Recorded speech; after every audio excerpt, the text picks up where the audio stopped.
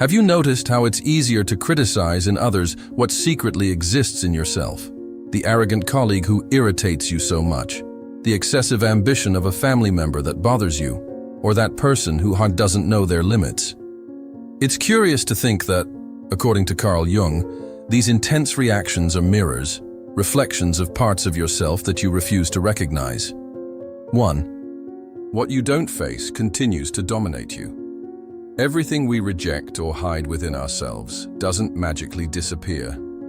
The shadow, as Jung called it, continues operating behind the scenes of your psyche, generating inexplicable self-sabotage, paralyzing guilt, seemingly disproportionate emotional outbursts, and especially that feeling of living the same failures in endless cycles.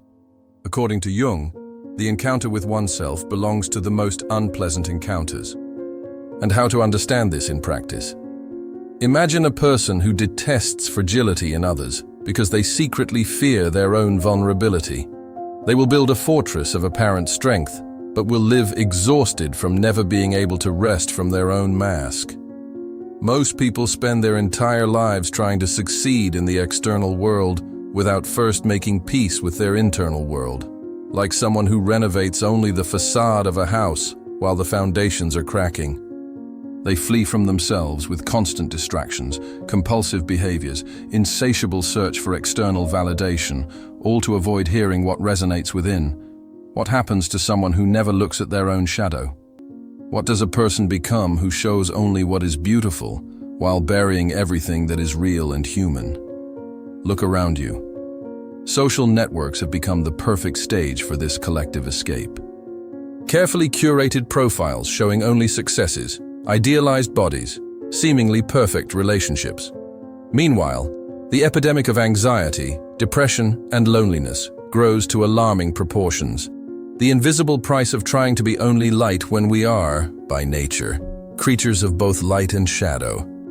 Jung witnessed in his clinical practice how this internal division sickens human beings. It is not by becoming light that we are healed, but by making the darkness conscious. Like a person who only recovers from an illness when they finally admit they are sick. The first step to healing is accepting the diagnosis. Accepting what is dark within yourself is not the end. It's the beginning of the journey back home. 2. The path back home. What would you do if you discovered that true strength lies not in being perfect, but in being complete? Jung called this process individuation. The journey of integrating all parts of yourself, including those you would prefer to hide or deny. It's like a puzzle where each piece, even those that seem misshapen or dark, is essential to the complete picture. The individuation does not mean becoming perfect, but rather becoming individual, whole. Think of someone who has suffered a profound loss. There are two possibilities. They can bury the pain and pretend to be strong, but that denied wound will leak into future relationships as distrust and fear of abandonment. Or they can accept the wound, learn from it, and transform it into an uncommon capacity for empathy and depth. The difference lies in what we do with our internal breaks. This is where true human power resides. When we stop pretending we are only light and learn to transform our shadow into strength, pain becomes wisdom. Scars become stories of overcoming. Jung witnessed this internal alchemy in his patients and described it as finding gold in the darkness. When you understand your shadow, something extraordinary happens in everyday life. That disproportionate irritation with your partner, you realize it's a projection of something within you. Chronic procrastination, it reveals a fear of success you didn't even know you had. The pattern of dysfunctional relationships, it shows a wound asking for healing. People will do anything, no matter how absurd, to avoid facing their own soul, warned Jung. And how many times have you caught yourself doing the same? Changing jobs when the problem was internal. Ending relationships when the conflict was yours? Blaming circumstances when the saboteur lived within? What if what you call failure is merely a sign that you are not yet whole inside? What would it be like to face your fears, your shadows, your contradictions, not as enemies, but as exiled parts of yourself that need to be reintegrated. Individuation doesn't promise an easy or quick path. It's a journey of descents into dark caves within yourself, like the mythological hero who descends to the underworld. But each time you recognize and embrace a rejected part of yourself, you become more real, more authentic, more whole.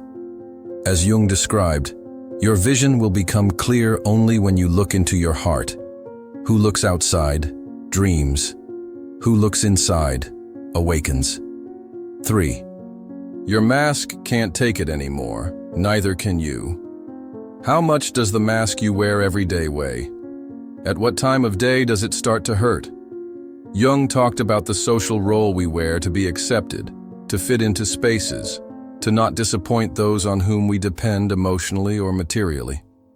It's like that impeccable suit that impresses but pinches at the shoulders, or like those elegant shoes that hurt your feet after a few hours. We all wear masks, and there comes a time when we cannot remove them without removing part of our skin, Jung observed. Masks are necessary. No one survives socially being completely transparent all the time. The problem arises when we forget we're wearing a mask, when we confuse it with our true face. Think of the executive who has so incorporated the successful persona that they cannot show vulnerability even to their own family. Or the mother who has assumed the mask of perfect to the point of being unable to ask for help even when drowning in responsibilities. Or the young person who maintains an online persona so distant from their reality that they live in constant fear of being discovered. The insistence on appearing strong, successful, and balanced all the time has an invisible but devastating cost. The body becomes sick with psychosomatic symptoms, the mind implodes in anxiety crises, the heart isolates itself in profound loneliness, even when surrounded by people. As Jung noted, most of his patients didn't suffer from clinically definable neuroses, but from meaninglessness, from lack of purpose in their lives. This is the price we pay for burying who we really are. Who would you be if you no longer had to prove anything to anyone? If you could abandon the internalized expectations of parents, teachers, colleagues, society? If you could separate what you really want from what you learned you should want? The path to deconstructing the persona that imprisons you begins with simple but profound questions. Whose is that critical voice in your head? Which behaviors do you maintain out of fear rather than choice? Which parts of you were abandoned so that you could be accepted? Jung documented in his case studies how many of his patients experienced a sense of rebirth when they finally removed masks they had worn for decades. Like an executive who rediscovered joy by allowing himself to be imperfect, or a woman who, at 50, finally allowed herself to follow her true vocation after a lifetime of trying to please her now-deceased parents. Yes, Jung recognized that we are all complex, contradictory, and full of internal conflicts. But he also deeply believed that there is a point of balance, and it is within you, not on the outside, not in others. Approval, not in one more achievement.